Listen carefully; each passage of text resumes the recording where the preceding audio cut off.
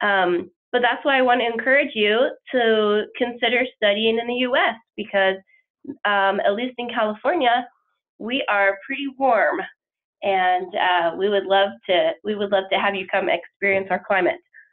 So, starting off, I just want to tell you a little bit about what we're going to discuss in this webinar and tell you a little bit about myself. We are going to discuss some very brief overview of graduate business programs and how to apply to them. I'm going to go over the various different components of the application and kind of how to handle the process of applying. So, and then after I finish all that material, anyone who's online or anyone who's in the audience is welcome to ask questions. And please don't be afraid to speak up due to, how confident you feel with your English. I'm very open to, anyone that wants to ask questions.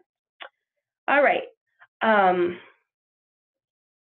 So as far as, in case you wanted to know a little bit more about me, I'm a recruitment manager at the Graziadio School of Business in Pepperdine University, and we are located in Malibu, California, just outside of Los Angeles. I have been in Los Angeles since 2010, and that's when I started here as a student. So I have successfully completed the International MBA degree here at the school, and I have some experiences to share about being a graduate business student, as well as the application process that I personally experienced.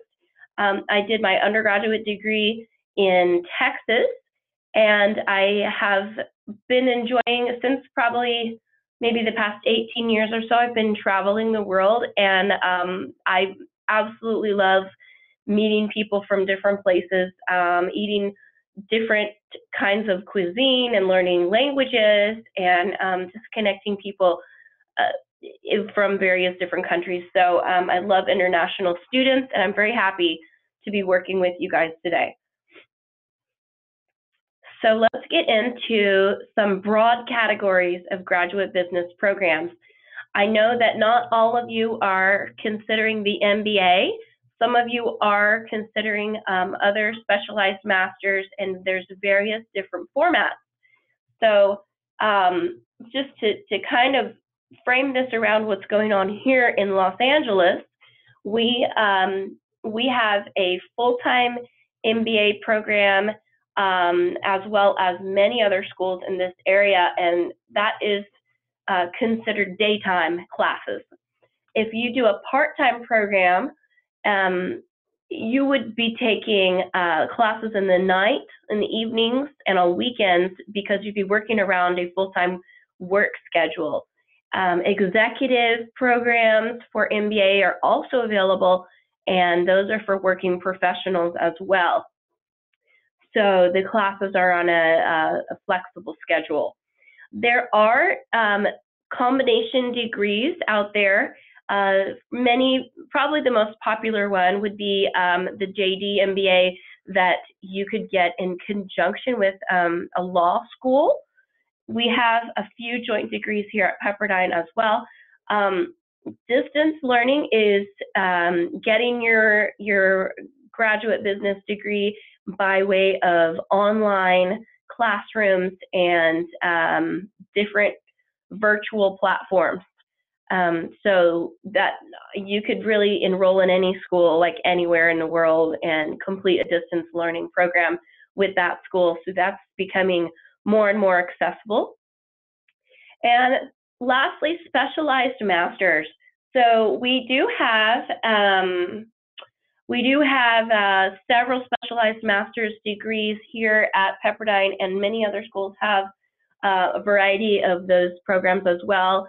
So what I'm speaking of would be like a Master of Science degree in marketing, a Master's in management, a Master's in finance, or a specialized Master's in data analysis or accounting, some topic that is going to be very specific And some of the benefits of that are that unlike the MBA programs that I was talking about, most of these do not require prior work experience. They will take people who have just graduated from any undergraduate degree, and you're able to just go from undergrad into graduate school and get all of your school done without interrupting that education process to go into the workforce. So that's one of the benefits of specialized masters. MBA does require at least 1 year or more of work experience, and the reason for that is because the nature of the MBA and the things that are taught, it is very difficult to grasp those concepts without having something to apply it to. So that work experience, which you get prior to the MBA, will help you to learn more in the MBA. Okay, so moving on. Here are some common topics that you'll encounter as specializations within the MBA and also specialized master's degrees, some that I already mentioned: finance, statistics, marketing, supply chain management, real estate, public policy or public administration, healthcare management, maybe hotel management. There's a lot of very specialized topics out there that you can get a degree, and usually those degrees will last 1 year of full-time study. Now, a couple of really good questions to be asking when you're doing your research about the business program that you want. At least in the US, we have this designation called STEM, which stands for Science, Technology, Engineering, and Math. That makes your, if the degree that you're looking for has been categorized as a STEM degree, then you will be eligible for extra OPT time in the US, which means that you'll have, I believe, 29 months, extra 3 years about to pursue the job market in the US. So it will be an extended student visa situation. Rather, if you just have a degree which is not STEM designated, then you would have 1 year. So this is, maybe it's 36 months. I think it's a 3-year OPT. If you don't have the STEM, it's 12 months on your OPT. Now, if you don't know what OPT is, that is a term which means optional practical training, and that is post-graduation from your degree, the time that the U.S. government will allow for someone on a student visa to seek work in the U.S. So it's kind of like your time period that you get to look for jobs and kind of figure out what you want to do with your degree. And during that time, many students, if they want to stay in the U.S., will try to find employers that sponsor the H-1B work visa. So next, I would like to talk with you about the application requirements. After all, this webinar is supposed to be talking about mostly how to make your application successful. So we would definitely want you to know the basics, as well as some of the inside, maybe best kept secrets, so that you'll have an advantage to make your best application going forward. So many business school applications have the same components, but if you're applying to multiple schools, which you should apply to multiple schools so that it will increase your chances of getting accepted to a school that's going to be good for you as well. So pay attention to the specific requirements for each school application, and try not to do too much, submitting of the exact same essay wording for the different schools, because you will want to make sure that the school you're applying to has information that is exactly what they require. So that's one thing I wanted to throw out there. Make sure that you strictly adhere to the requirements of each school. So each school is going to have an application which you need to fill out with your name and the program that you're applying for, and just answer all the questions, address, and different things that they ask. There will probably be an application fee as well, from $50 to $100. The application will probably require one or more essays, will require you to submit your resume, and that's probably not going to be a CV or the longer version of the resume. Just the resume in the shortened form is what's usually required. Admission interviews are also part of the application process. In many schools, they are required. At Pepperdine, they're optional. Letters of recommendation are often required. At Pepperdine, these are optional as well. The minimum work experience requirement is going to vary from school to school. So it's going to depend on which program you're applying to, whether there's any requirement for work experience at all. There will be test scores that probably will be required. Certain programs at Pepperdine do not require a GMAT score, but most of them do. Sometimes there's waivers. You should ask. If you talk to someone in recruitment and admissions, you should ask about waivers if you would like to not take that test, which I don't think anyone finds it to be fun. Official English proficiency tests, such as the TOEFL or the IELTS. The TOEFL is the US version, the IELTS is the British version. We accept both. Some schools accept other tests as well. And that's mostly for international students that don't come from a country where English is the primary spoken language. So like, for instance, students that are coming from Australia don't have to take the TOEFL because obviously that's an English-speaking country. So anyway, we require official transcripts of grades. That's going to be, all schools are going to require that. We also require a evaluation to be done if you're coming from a university which does not have the grading scale on 4.0.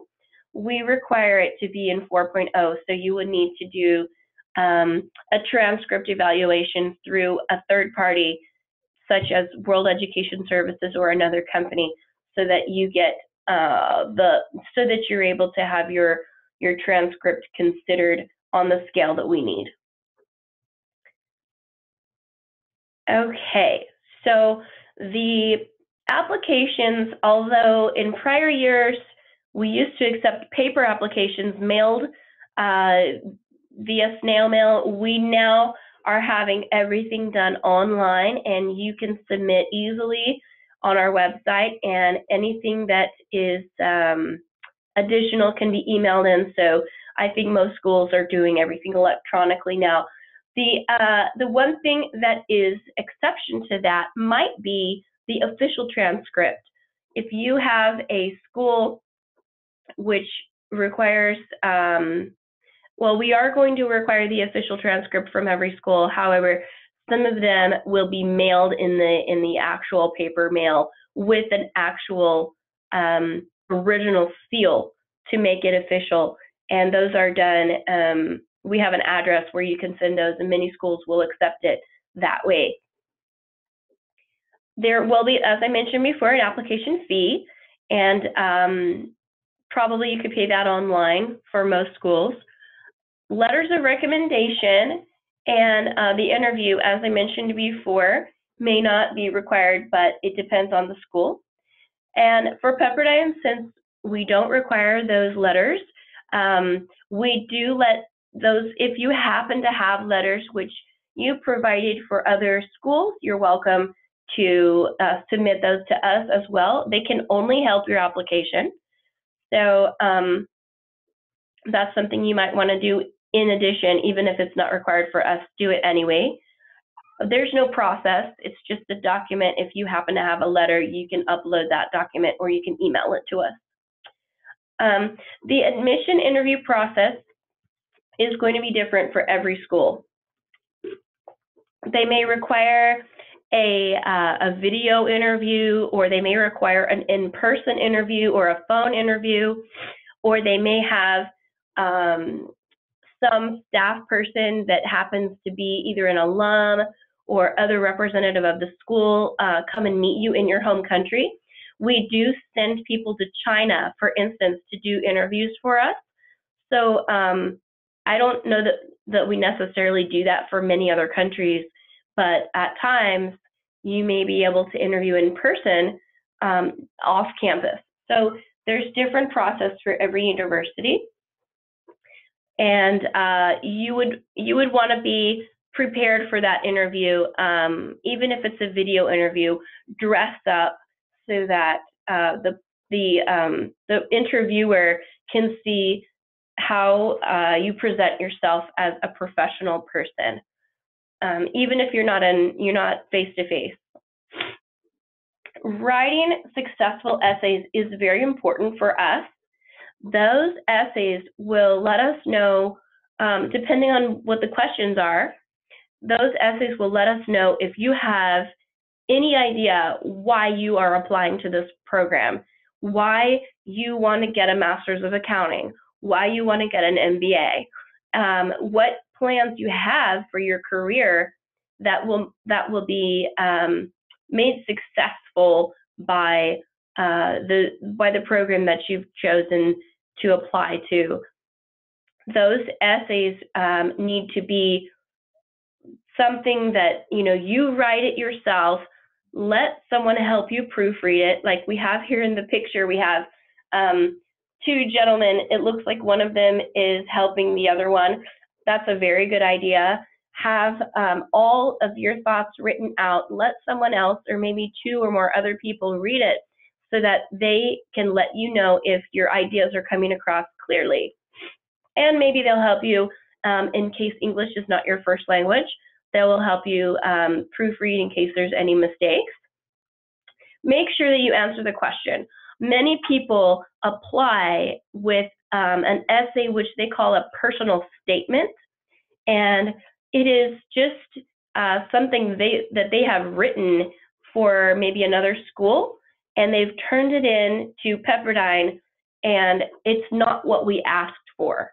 We asked a specific question on our application, and other schools may ask a very specific question on their application. So you don't want to turn in something for the essay portion of the application that is something that you used for another school. We will know. We will definitely know when we see that whether or not it's something that you did for us. So that's an expert tip there. Many people do that, and it doesn't look too good.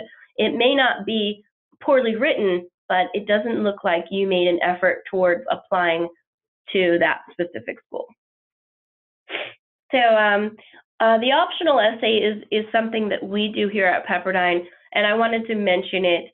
Other schools may have that as well, and it's something that you can use to actually make a personal statement, such as if you felt that you didn't have enough space in your prior document to explain everything that you needed to about your work experience or your undergraduate grades or your test scores. So I would use that optional essay if it's something that is available to you. I would take advantage of that and give some narrative towards strengthening your application and helping the admission committee to see and understand who you are outside of the things that are required. It will be required, as we mentioned before, test scores and resume and transcripts, but that can only tell the committee so much information about you. If you want more space to let them know who you are and what your strengths are And maybe if you talk about your weaknesses, talk to them about how you've addressed your weaknesses. If you have a lack of background in quantitative subject matter from your undergraduate, you didn't take any of those classes, but you're applying to an accounting program, you would want to address in your optional essay steps that you've taken to get more knowledge and training in quantitative fields, and let them know that you're taking steps to address that potential weakness in your application. Successful resumes, very important. We definitely want you to, I think the resume really tells your story outside of the essay itself, which is the narrative portion. The resume tells your story, and you want to make sure that the admission committee can see very clearly where you've been, what kind of path your career is taking. And one thing I wanted to mention is many people will submit a resume that's way too long, and it's difficult for the committee to wade through too much information. So that's why I say here, keep your resume brief. Pay attention to the parameters which have been given by the application. And if they say 1 page, keep it to 1 page, or maybe just a little bit more than 1 page, and don't submit 4 pages of stuff. Keep it brief so that they can see highlights. But at the same time, I also say here, include all relevant experiences. Some people have a family business, or they started their own business, or some school that they attended that they felt like was not really important to put on there. I think start out with including as many things as you can, and then if it becomes too long, take a few things out. But certain things maybe would be relevant and would be good for the committee to see. So don't be afraid to include those things.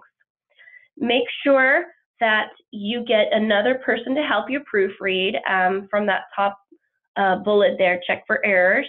Many people, wish they could go back and redo their resume once they look at it a second time, because it definitely needs to have no spelling errors, no syntax errors, or anything like that. It needs to be very concise and professional.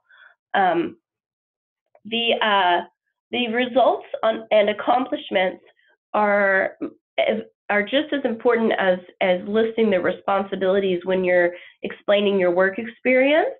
If you talk about the fact that you manage, let's say you were a manager at some kind of firm, you want to talk about how many people did you manage? What kind of things did your team accomplish?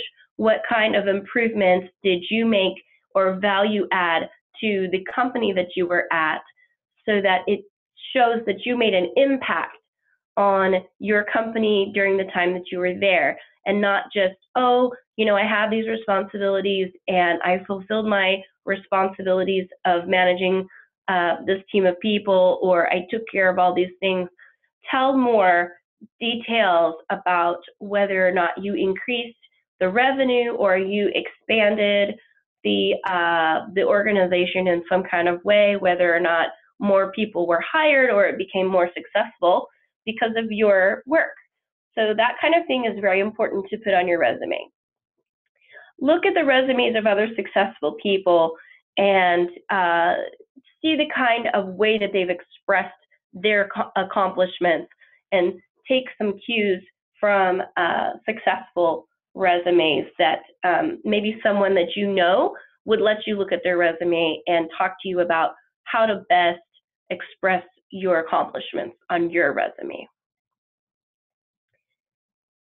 Work experience is definitely something that the MBA program for sure is going to be looking at, And it's not just work experience. It needs to be relevant work experience.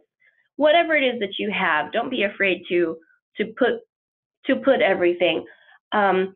However, don't assume that just because you've been working for 3 years that the admission committee is going to feel that what you've done is enough to prepare you for business school. It depends on what it is that you've done. So do include everything that you've done and explain the relevance of it in the description, and include even volunteer internships, even stuff that you were not paid for, because that could be of relevance as well. So depending on the organization that you may have worked with or different accomplishments that you've had, try to include those, and that could be very helpful to you. The admission test. This is the probably most infamous part of the business school application. So the GRE or the GMAT test for business school is something that I think many people try to, I don't know. It depends on what your skills are. You may try to avoid this test if possible, but the GMAT and the GRE will have, both of them will have a quantitative portion and a verbal portion, and some kind of analytical writing portion. And the GMAT is specific for business schools. The GRE is a more widely applicable test. So if you take the GRE, you'll be able to use it at a variety of graduate programs. So it's a little bit more useful of a test. The GMAT, if you know that you're looking at graduate business programs, it's a very specific test and is the standard for most business schools. Prepare for the test. Some people will go into the test, they will take that test without any kind of preparation just to see what it's like. And I don't recommend that. I think that's a waste of time and money. I think my advice would be prepare for the test and give yourself enough time before you submit your application to take that test, and then enough time to take it again if necessary. Most people do take the GMAT or the GRE multiple times to improve their scores. All of those scores will be recorded, and your best score will be the one that we consider for admission. So don't worry about your scores being made like into an average. The best score is the one that will be considered. So the more times you take the test, the more chance you have to improve. It is not easy. It is not free. It takes time, it takes money and effort. So put your best forth, and especially if English is not your first language, that may be the most difficult part of the test. Try to get someone to practice with you. If possible, get someone that's also taking the test to study with. But also don't be afraid of the test. There's a lot of workshops and seminars and books and apps that are out there. Some of it is free to help you prepare. So make use of every tool that you can to help you prepare for the test. As far as getting admitted with lower than average test scores, I think it's definitely possible. I think for Pepperdine, we have a range. We like to see a GMAT score of above 600. That happens to be the lower end of the range because our average is 650. But people that have lower than 600 are even admitted because perhaps another part of their application is very impressive. So the test score at many schools is not the most important part of the application. It's a part. It is an important part, but it's not the only part of the application. you will need to have a well-rounded application. You will have your grades from your undergraduate degree, you'll have your work experience, and you'll have a sample of your writing in the essay portion that will really show them, the admission committee, that you have the ability to succeed in the program and after the program as a business person.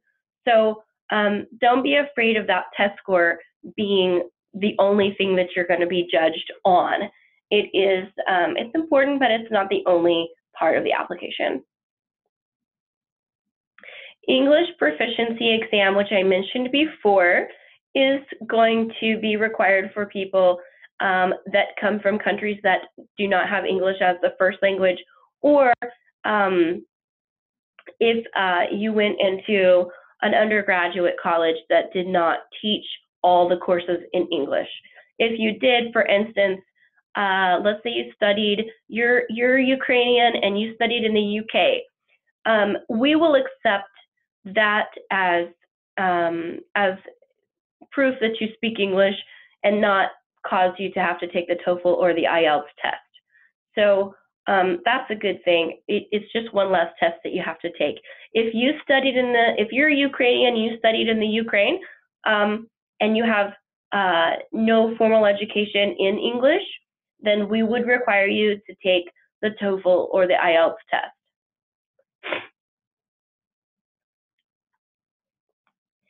So the transcripts that I mentioned before are going to be needed for every school that you attended. Undergraduate degrees, sometimes they combine all of the credits that you got at a community college, or maybe you got an associate's degree somewhere, or you may have taken an online course or something from another school. You will need the official transcript from every school that you attended after high school for the business school application. So make sure that you're able to track those down. You can mail your transcripts in a sealed envelope, or the school that you attended, your undergraduate university, can mail it for you.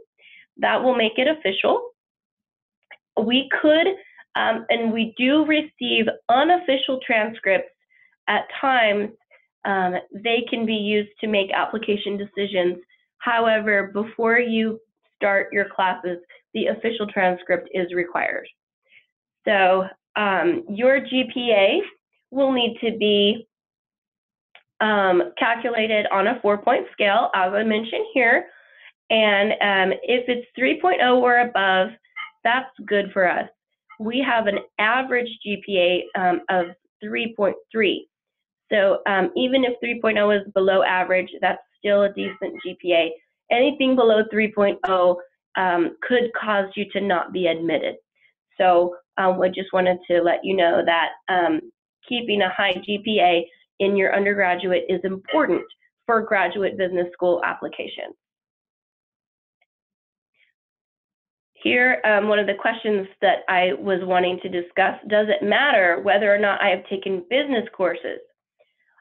I would have to say, if you have not taken business courses, our admissions committee would feel that perhaps your GMAT score or your GRE score would be given a little bit more weight, because that's what's going to be needed to prove that you have quantitative and verbal ability, rather than getting that proof from your transcripts.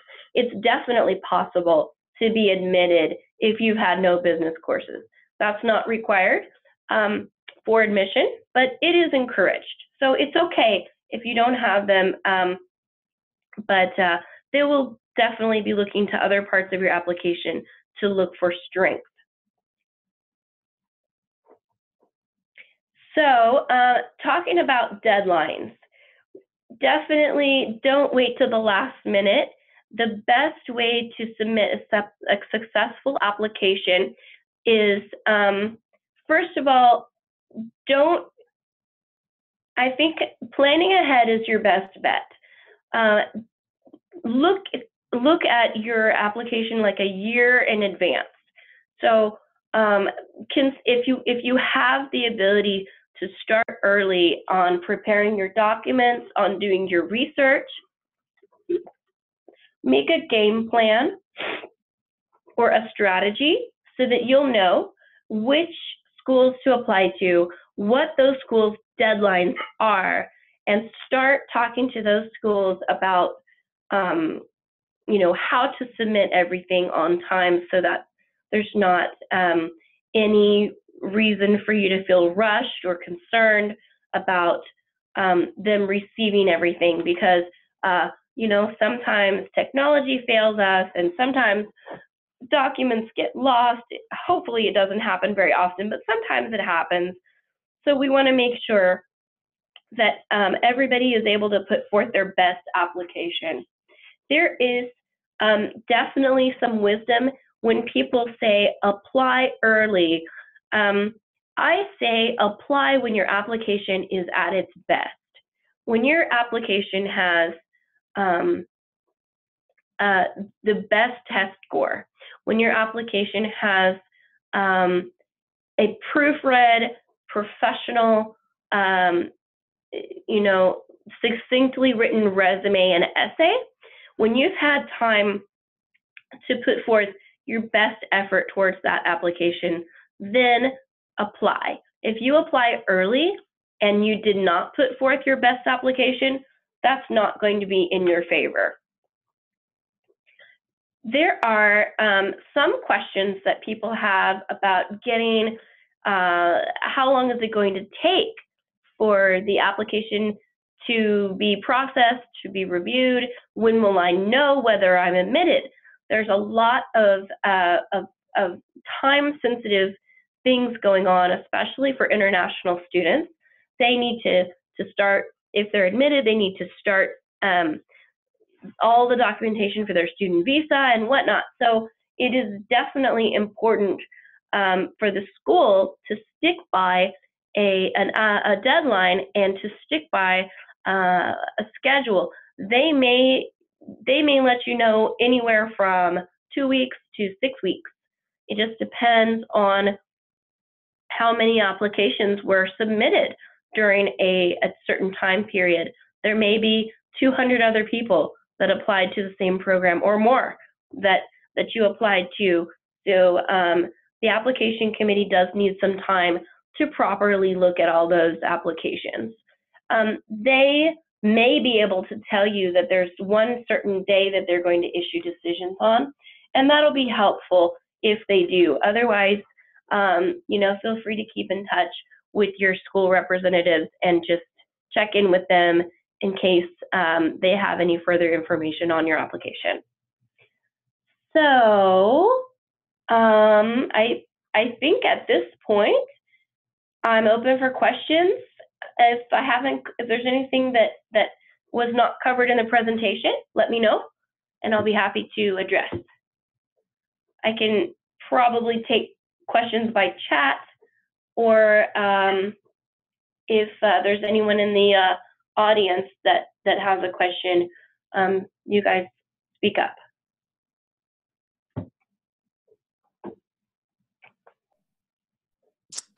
Great, thank you very much, April, for that wonderful presentation.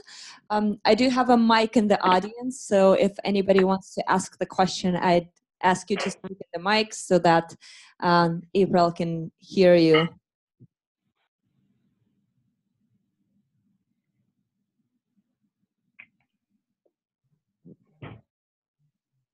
Everyone is really shy. I'm not sure how many people are in the audience tonight, but I'm not. But it doesn't seem like anybody has a question yet. Did I? I mean, Oh, good. Okay. Let me ask you about quality education, business education in Ukraine. Have you ever heard about quality of education in business school in Ukraine? If you heard something. Have I heard of a certain quality of business school? Yeah, yeah. We have approximately 5, maybe 6 business school, but I'm not sure the quality of education in a local business school quite enough, enough for future career. Okay, so what you're asking is about undergraduate or graduate? About graduation. The question is about graduate education. So I'm not sure if you had any cases of anybody with graduate education in business from Ukraine applying to your program or any other interactions. I think that we have had in the past, for sure, we've had Russians. We always have several Russians. I'm sure a few Ukrainians as well. So we do feel that the undergraduate universities there in Ukraine are quality, and that we would accept your undergraduate degree as sufficient, and that we would expect you to be a quality graduate student here. Does that answer the question? Yes, it does. Thank you so much. Sure.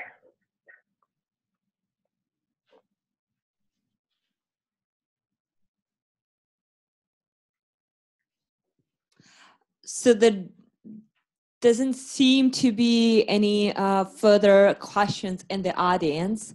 Okay.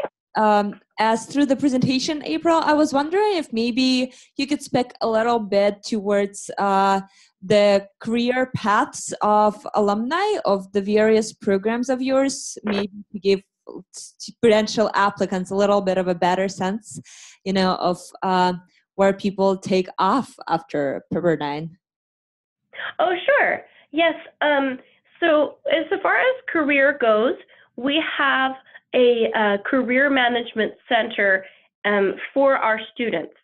So you're definitely going to have support while you're in school. You'll have career counselors and a whole team of people putting together events and opportunities for you to interview with companies, for you to find out about opportunities and connect with any of our school alumni. So those are definitely, I mean, it's a good place to start is with our career team. And then after graduation, we have, so at the time of graduation, 50% of our students already have their first job offer. And by 3 months, 70% of our graduates have their first offer. We do have a lot of international students that are wanting to stay in the Los Angeles area, and it does take longer for them to find the right offer because they will need a company that sponsors the H-1B visa. So yes, we are very well aware of the challenges, and we have, like I said, that career team which supports both our domestic and international students. We definitely have the majority of our students going into finance and accounting type of professions, although the rest, that's about 40%. 60% go into a variety of other things, so such as marketing and sales, or consulting, or technology related, or data analysis related type fields, supply chain management, and various different types of business fields. But the majority do go into finance and accounting. Great, thank you so much for those interesting insights on both career counseling as well as the future career paths of your alumni. Yeah, you're welcome. We have a very big alumni network. So the largest alumni network on the West Coast of the United States. And we do, we do have alums that will will be working in various different companies. Like a lot of people, they want to go into the entertainment industry because Los Angeles is by Hollywood, and there's Disney company, there's Warner Brothers, and Sony Entertainment. And we have alumni in all of those companies that are looking to hire Pepperdine graduates such as themselves.